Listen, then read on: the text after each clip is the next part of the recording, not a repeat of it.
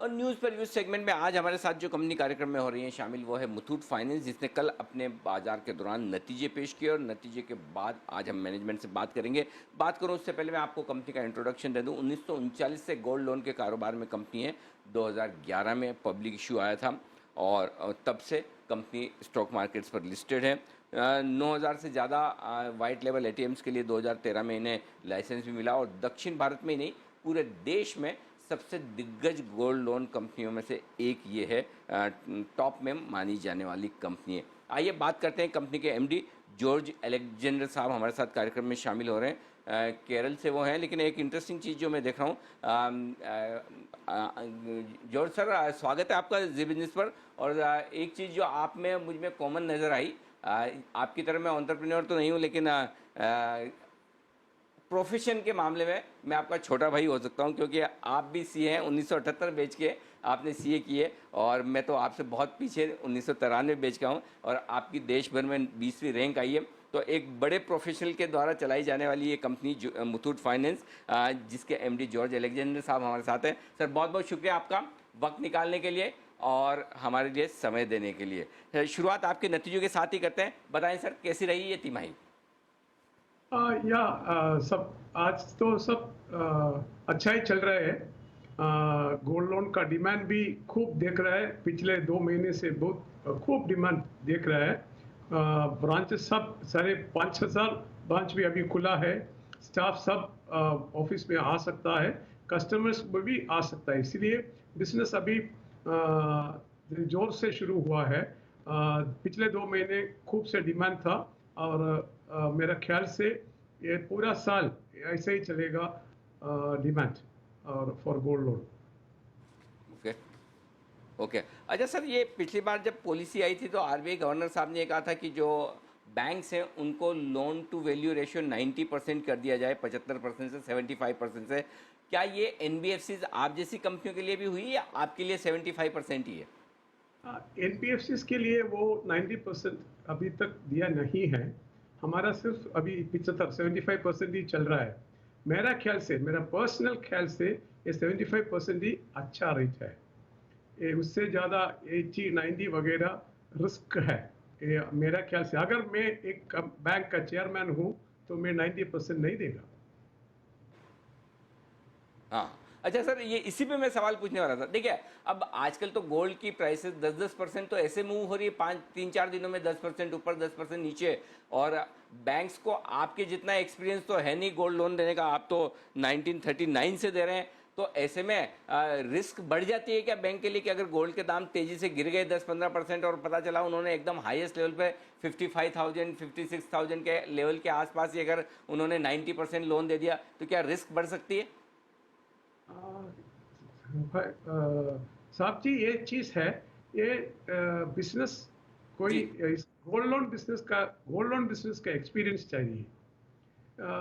ये सिर्फ इतना रुपए है, 90% है, 75% है, हम देंगे, वो ऐसा बिजनेस, ऐसे गोल्ड लोन बिजनेस नहीं चलता है। ये कस्टमर को देखना है, कस्टमर को जितना चाहिए वो क्या, और रिकवरी, और उसको हमेशा कांटेक्ट करने, इंटरेस्ट पे करने के लिए इनको रिमाइंड करना, और सब सब चीज़ के ऊपर ही डिपेंड है। सिर्फ 75% और 90% देने से ये बिजनेस नहीं चल सकता है। इसके लिए इसका भी कोई क्या है, ये बिजनेस का कोई टेक्निक्स है। वो सिर्फ हम लोग जो है, जो इतना सालों से करता है, हमारा ब्रांच, हमारा स्टाफ को इसको इससे एक्सपीरियंस्ड है इस बिजनेस में। अच्छा जोर सर, एक पर्सनल बात आपसे पूछना है, क्योंकि आपकी देखिए सीए में 20th ऑल इंडिया रैंक आई और मुझे तो पता है उस ज़माने में तो सीए गिनती के होते थे, मुश्किल से थोड़े से, और जिनके रैंक आ जाए उनको तो बहुत बढ़िया बढ़िया टॉप क्लास जॉब ऑफर्स आते थे। तो आपने जॉब वॉब लेने के बजाय ये गोल्ड लोन का बिजनेस शुरू करने का, इसी में आगे बढ़ने का ये आइडिया कैसे आया आपके दिमाग में? कैसे क्या किया? क्यों आपने सीए के दूसरे प्रोफेशन या बढ़िया जॉब या प्रैक्टिस वो छोड़ के इसकी तरफ आ गए आप? ये बिजनेस हमारा मेरे ख्याल से सालों से है।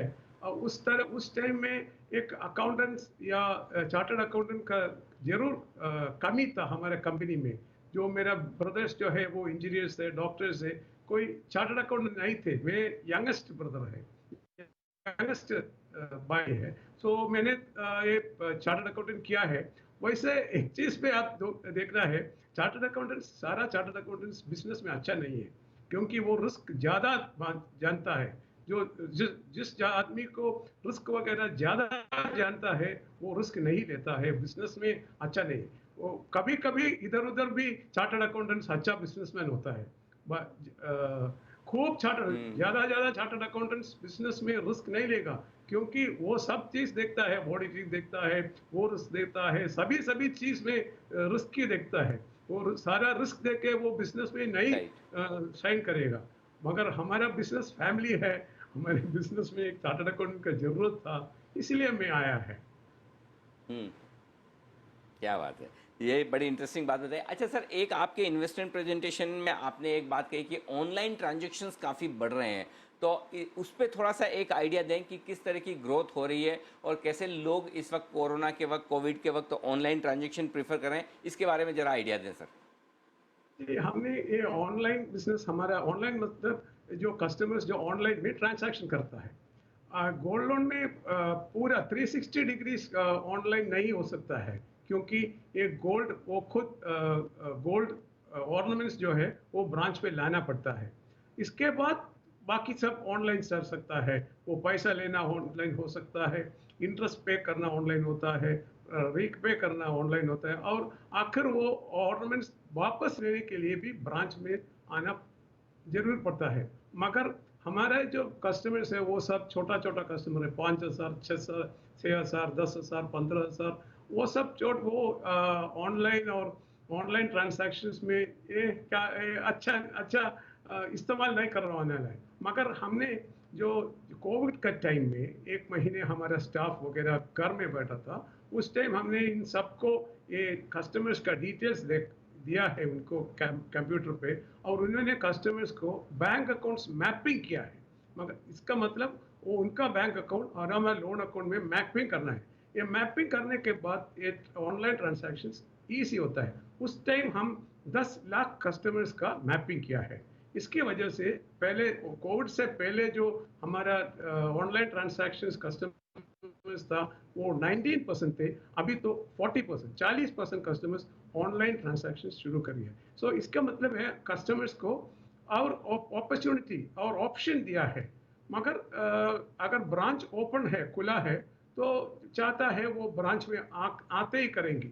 फिर भी ये रोज कस्टमर्स पैसा देता है, वो टॉप अप लोन लेता है ऑनलाइन पे, इंटरेस्ट पे करता है।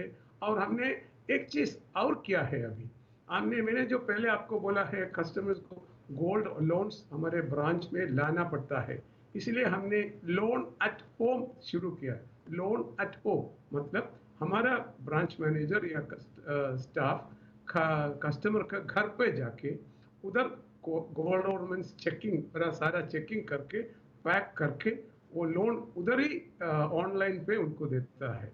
ये अभी 1 महीना 2 महीने से शुरू किया है। अभी शुरू में हमने 2 लाख के ऊपर जो लोन है उनके लिए शुरू किया है। ये कस्टमर्स को बहुत क्या बहुत इंटरेस्टेड है, और बहुत सारा कस्टमर हमने अप्रिशिएट कर रहा है ये शुरू करने, क्योंकि कुछ ना कुछ कस्टमर्स को ब्रांच में आने के लिए कुछ शर्म होता है। मगर ये किसी कोई भी पता नहीं चलेगा, हम उसके घर पे जाके केवाईसी चेकिंग असेसिंग सब उधर ही करके, तुलाई वगैरह उधर ही करके उनको लोन देता है। वो लोन एट होम भी किया है। क्या बात है सर। इसमें है ना एक लाइन जो मैंने आपने जो बोला है उसमें से एक लाइन मैं दर्शकों को बताना चाहता हूँ। जॉर्ज सर ने जो बोला है उसमें जॉर्ज सर ने कभी कहीं भी ये नहीं बोला कि बैंक्स भी लोन दे रहे हैं, कंपटीशन बढ़ रहा है, इसलिए कंपटीशन बढ़ने की वजह से हम लोन एट होम भी शुरू करें कि घर जाकर लोन दे दें। उन्होंने जो एक सेंटेंस बोला वो आप देखिए कंपनी की फिलोसॉफी और कंपनी क्या सोचती है उसके बारे में बताता है। कई बार कस्टमर ब्रांच पर आता है तो थोड़ा उसको अच्छा नहीं लगता, वो ये फील करता है कोई देखेगा तो क्या है, यानी कि कस्टमर को ये फील ना हो कि वो अपना सोना गिरवी रखकर लोन लेने जा रहा है। उसकी इस फीलिंग और इमोशंस को ध्यान में रखते हुए ये फैसिलिटी शुरू कर रहे हैं। ये जो सोच होती है मैनेजमेंट के अलग अलग तरह की, वो कंपनियों को डिफरेंट अलग तरीके से पोजीशन करती है। तो ये एक बड़ा फ़र्क है, जो आप सोचते हैं वैसा आप करते हैं। तो सर ये आपका थॉट प्रोसेस बहुत अच्छा लगा कि कम से कम आप अपने कस्टमर्स की ये चिंता करते हैं कि अगर कोई गोल्ड देकर लोन ले रहा है, इसका मतलब उसको ज़रूरत है, मुसीबत में, परेशानी में, इसलिए गोल्ड के बदले लोन ले रहा है, तो उसको, उसकी इज्जत को, उसको ये ध्यान में रख के लोन दिया जाए। बहुत बहुत शुक्रिया सर। हर बार की तरह आप बहुत ही बेहतरीन हिंदी तो बोलते हैं। पिछली बार भी मैंने आपसे बात की और पिछली बार भी आपने यही कहा था कि चाहे बैंक्स लोन दें, हमारे लिए मार्केट बढ़ेगा, कंपटीशन नहीं है, सबके लिए मौके हैं, और वही आपकी थॉट प्रोसेस भी है। बहुत बहुत शुक्रिया सर। इसी तरह से एक बेहतरीन चीज काम और आप करते बताना है रहें आपको, अपने एक चीज कस्टमर्स और के लिए। आपको जी बताना है। जी जी जी सर, बोलिए। हमने जी सर। हमने जो जी। शुरू किया है एक नया चीज भी, वो है कोविड इंश्योरेंस। जो जो कस्टमर्स हमसे अच्छा। लोन लेता है, जो कस्टमर्स लोन लेता है, उनको फ्री कोविड इंश्योरेंस 1 लाख का दे रहा है, फ्री। ये 3 दिन से शुरू किया है, अभी साउथ इंडिया में शुरू किया है। मेरे ख्याल से 1 हफ्ते के बाद अच्छा। नॉर्थ इंडिया में भी ये शुरू करेगा। अभी 1 हफ्ते से 3-4 दिन से जो जो कस्टमर्स हमसे लोन लेता है, नया लोन लेता है, उनको मुफ्त में, फ्री में एक Covid insurance benefit policy insurance company के टाई अप से दे रहा है। सो कोविड के लिए, हमारे कस्टमर्स के लिए, हमारा ख्याल से बहुत अच्छा बेनिफिट जो दे रहा है हमारा कस्टमर्स को, इनका देखभाल, इनका हेल्थ के लिए, मेरा ख्याल से ये बहुत अच्छा पड़ेगा। क्या बात है! इससे कहते हैं कस्टमर्स का ध्यान रखना, उनके लिए चिंता करना और उनके लिए नए-नए इनोवेटिव सॉल्यूशंस देना। ज़ाहिर-सी बात है, जो लोन लेने आ रहा है, वो कस्टमर फाइनेंशियली उतना स्ट्रॉन्ग नहीं है, इसलिए ले रहा है। और ऐसे में कोरोना के वक्त अगर उन्हें साथ में इंश्योरेंस मिले तो कहना ही क्या। तो बहुत बहुत ही बेहतरीन स्कीम अभी 2 दिन पहले ही शुरू की है, और जॉर्ज सर हमारे चैनल पर इसका खुलासा भी कर रहे हैं। अभी साउथ इंडिया में शुरू की है, नॉर्थ इंडिया में भी आएगी। बहुत बहुत शुक्रिया sir, thank you very much. धन्यवाद आपका हमारे लिए वक्त निकालने के लिए, और बहुत ही इंटरेस्टिंग और अच्छी बातें आपने अपनी कंपनी के बारे में और अपने कस्टमर्स के बारे में हमें बताई।